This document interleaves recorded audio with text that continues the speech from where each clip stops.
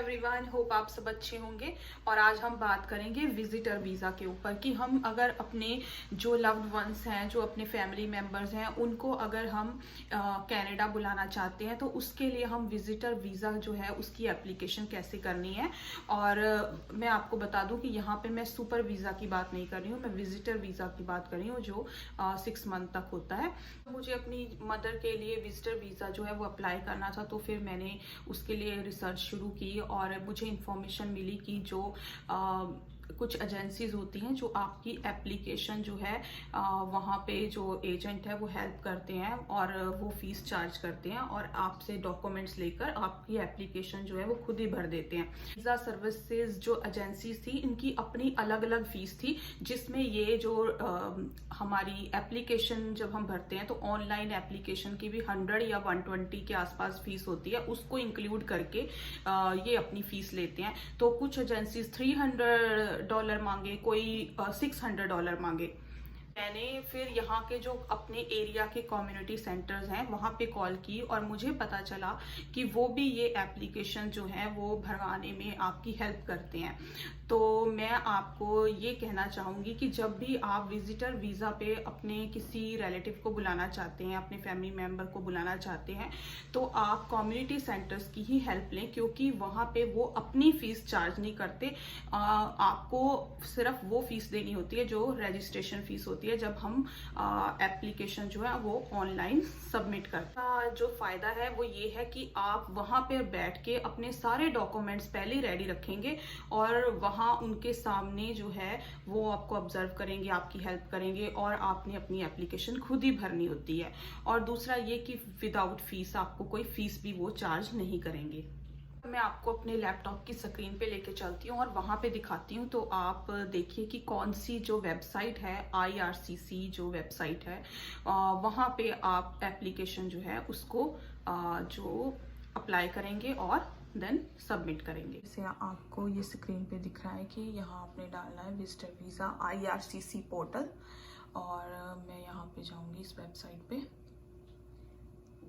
तो ये जो वेबसाइट है यहाँ पे ईमेल एड्रेस और पासवर्ड ये शो हो रहा है। ये इसलिए हो रहा है क्योंकि यहाँ मैंने ऑलरेडी साइन इन किया हुआ है। तो आपको पहले तो यहाँ पे रजिस्ट्रेशन करनी है और फिर आपको एक पासकोड दिया जाएगा। जब भी आप ये ईमेल और पासवर्ड डाल के खोलेंगे तो साइन इन करेंगे, तो आपको जो पासकोड है वो यहाँ डालना होगा। वेबसाइट पर जाएंगे, how to apply for a visitor visa canada.ca। तो यहाँ पर मैं आपको दिखा देती हूँ कि ये देखिए विजिटर वीज़ा अप्लाई करने के लिए हमें 6 स्टेप दिए हुए हैं, तो ये आपको ध्यान से पढ़ने हैं। अबाउट द डॉक्यूमेंट, कि आपको कौन कौन से जो डॉक्यूमेंट हैं वो चाहिए, फीस बताइए, प्रोसेसिंग टाइम, और जो भी इंडिया से आ रहे हैं जब उनका वीज़ा यहाँ पे गवर्नमेंट जो है वीज़ा लगने से पहले एप्लीकेशन को अप्रूव करेगी, तो आपने फिर बायोमेट्रिक के लिए वो बोलेंगे, तो बायोमेट्रिक देनी है। बायोमेट्रिक के बाद वो बोलेंगे कि जो पर्सन इधर आना चाहता है कनाडा में उसका आप पासपोर्ट जो है वो वीज़ा लगने के लिए भेजा जाए, तो फिर वो सारी प्रोसेस इंडिया से ही वो करेंगे। लेकिन ईमेल जो है रिगार्डिंग बायोमेट्रिक्स की और वीज़ा की पासपोर्ट पे वीज़ा लगना है, वो सारी हमें यहाँ जो हमने अपनी ईमेल दी होगी, क्योंकि हम उनके बिहाफ से ये एप्लीकेशन भर रहे हैं, तो वो सारी ईमेल्स हमें आएंगी। स्टेप है लाइक स्टेप्स टू अप्लाई। तो ये देखिए यहाँ पे डॉक्यूमेंट्स, ये सारा आपने पढ़ लेना है कि हमें कौन कौन से डॉक्यूमेंट चाहिए। और ऑनलाइन एप्लीकेशन करेंगे तो ये देखिए अकाउंट बनाना पड़ेगा, फिर सारे जो डॉक्यूमेंट्स हैं वो अपलोड करने हैं, फीस पे करनी है। तो जो डॉक्यूमेंट्स अपलोड करने हैं वो आपने उनके आधार कार्ड, पासपोर्ट और लाइक फाइनेंशियल जो भी बैंक इंफॉर्मेशन है वो बहुत इंपॉर्टेंट है, वो सारी ले लेनी है कि जो यहाँ विजिट करने आ रहा है वो अपना खर्चा जो है वो खुद उठा सकता है, इतना उसके पास लाइक मनी है कि वो यहाँ अपने जो एक्सपेंसेस हैं उनको कवर कर सकता है। देन ये स्टेप 3 है जिसमें वो फिंगरप्रिंट और बायोमेट्रिक्स जो है वो लेते हैं। देन प्रोसेस होती है एप्लीकेशन, और फिर जब अप्रूव होने लगती है तो वो पासपोर्ट ले लेते हैं वीज़े के लिए, राइट। तो ये सारा है इसमें। उसके बाद जो स्टेप 3 है वो है हु कैन अप्लाई। जिसकी हेल्थ गुड हो, जिसके पास वैलिड ट्रैवल डॉक्यूमेंट हो, लाइक पासपोर्ट हो, फाइनेंशियल एसेट हो इंडिया में, जो बैक होम कंट्री है वहां पे, तो ये सारा इसमें आ जाता है। उसके बाद जो नंबर 4 है sporting documents. Sporting documents like क्यों आ रहे हैं, so family visit and what is your family members status in Canada, जो भी स्टेटस है कनाडा के अंदर वो सारा लिखेंगे। उसके बाद ये 6 मंथ्स अप टू 6 मंथ्स तक ही होता है। तो do you plan to visit your children और grandchildren for more than 6 months, तो नो। तो आगे ये सारा कि जो मैंने आपको बताया कि आपका यहाँ पे क्या स्टेटस है वो सारा है। उसके बाद ये देखिए आपने क्या क्या चीजें बहुत इंपॉर्टेंट है जो आपको चाहिए। जैसे ये लेटर ऑफ इनविटेशन आप लिख रहे हैं, देख रहे हैं, ये हमें बहुत ही, इसका जो रीजन है वो बहुत लाइक सॉलिड रीजन होना चाहिए उनके आने का। प्रूफ ऑफ रिलेशनशिप जो है वो बहुत इंपॉर्टेंट है, आप किसी को भी ऐसे नहीं बुला सकते। Travel history.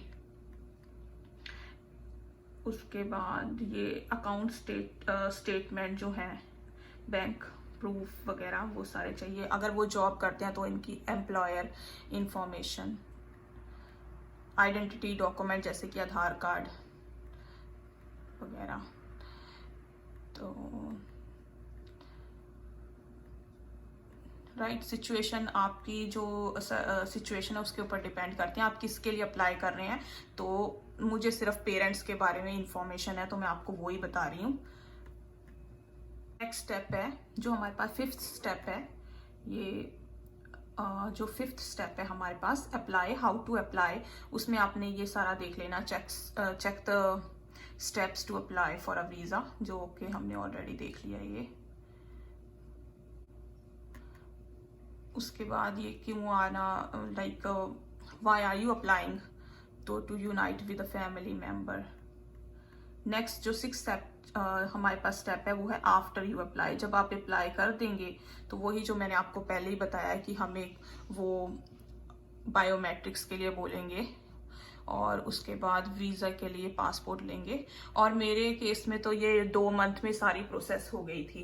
विजिटर वीजा से अप्लाई करने के लिए ये सारी इंफॉर्मेशन मैंने आपको दे दी है। तो सबसे ज़्यादा ज़रूरी बातें हैं वो मैं आपको बता दूं यहाँ पे कि पहले तो आपने ये एप्लीकेशन जो है, अगर आपके पास टाइम है तो आपने खुद जाके कम्युनिटी सेंटर में भरनी है। वैसे भी आप अगर कम्युनिटी सेंटर की हेल्प लेंगे, क्योंकि वो फीस चार्ज नहीं करेंगे, उन्हें आपके डॉक्यूमेंट्स का, इंडियन डॉक्यूमेंट्स का कुछ नहीं पता, आपको खुद ही सारी इंफॉर्मेशन इकट्ठी करके लेके जानी है। अब आप सोच रहे होंगे कौन सी इंफॉर्मेशन, आपके पेरेंट्स जो हैं उनकी डेट ऑफ बर्थ, एड्रेस, नाम, लाइक अगर आप अपनी मदर को बुला रहे हैं सपोज, या फादर को भी बुला रहे हैं, तो उनके भी पेरेंट्स जो हैं उनकी इंफॉर्मेशन, उनकी डेट ऑफ बर्थ, उनका लाइक स्टेटस कि वो रिटायर हैं या एम्प्लॉय हैं, तो वो सारा, अपने पेरेंट्स का, अपने सिबलिंग्स का, उनकी डेट ऑफ बर्थ, वो उनका जो एड्रेस है, वो लाइक मैरिड है या अनमैरिड है, वो कहाँ रहते हैं, इंडिया में रहते हैं या इंडिया से बाहर रहते हैं, तो ये सारी लाइक ह्यूज इंफॉर्मेशन आपको जो फैमिली की है वो चाहिए। उसके बाद आपको अपने पेरेंट्स का पासपोर्ट, आधार कार्ड, अगर आप अपने पेरेंट्स के लिए अप्लाई कर रहे हैं तो उनकी फाइनेंशियल इंफॉर्मेशन वो बहुत ज़रूरी है कि वो 6 मंथ तक आप जो हैं वो अपना खर्चा खुद उठाएंगे, उसकी सारी इंफॉर्मेशन आपको चाहिए। लाइक उनका अकाउंट इंफॉर्मेशन जो है, बैंक इंफॉर्मेशन, वो सारा चाहिए। और सो लाइक जितने भी लीगल डॉक्यूमेंट्स हैं वो सारे आपको ये एप्लीकेशन सबमिट करने हैं। अपने डॉक्यूमेंट्स भी चाहिए, अपनी पासपोर्ट इंफॉर्मेशन या फिर आपका एड्रेस और आईडी प्रूफ जो है वो चाहिए आपको। अब इनविटेशन लेटर की बात करते हैं जो कि बहुत ही इम्पोर्टेंट है। इनविटेशन लेटर का जो सैंपल है वो मैं आपको यहाँ पे दिखा देती हूँ।